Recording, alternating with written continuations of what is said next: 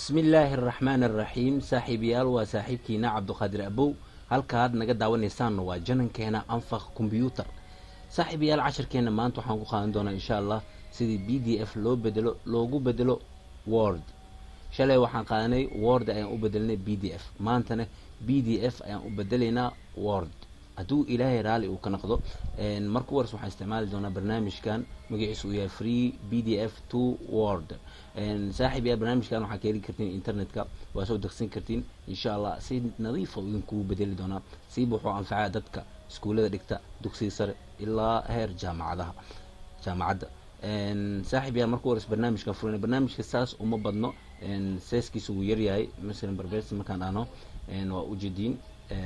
seeskiisa aad u yar yahay infaanteen seeskiisa aad u yar yahay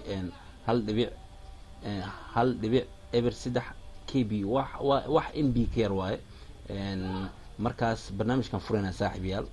fadlan sharax la soco barnaamijka marka la furo wajigiisa saanu noqona meeshaan ka soo dooranayna ande failka rabna inaan PDF u bedel ande Word u bedelna intaan ka soo dooranayna okay markaan doorano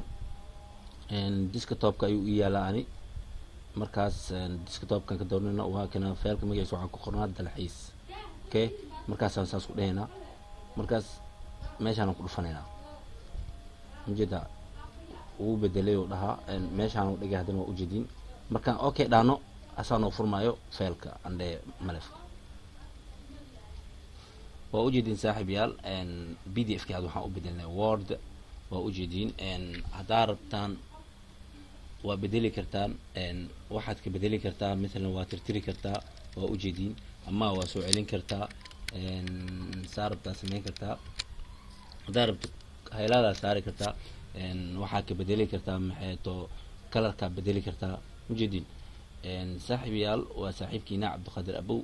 halka aad naga daawanaysaan waa janankeena anfaq computer saaxiib yaal fadlan haduu video idin cajib fadlan subscribe dha like dha waa saaxiibkiina Cabdiqaadir Abow hadii aad muqdishiin waxayda ku nashin waxaad nagala soo xiriiri kartaan telefooniyada shaashada ka muuqanaya Cabdiqaadir Abow idin leh maalin wacan oo wanaagsan saaxiib yaal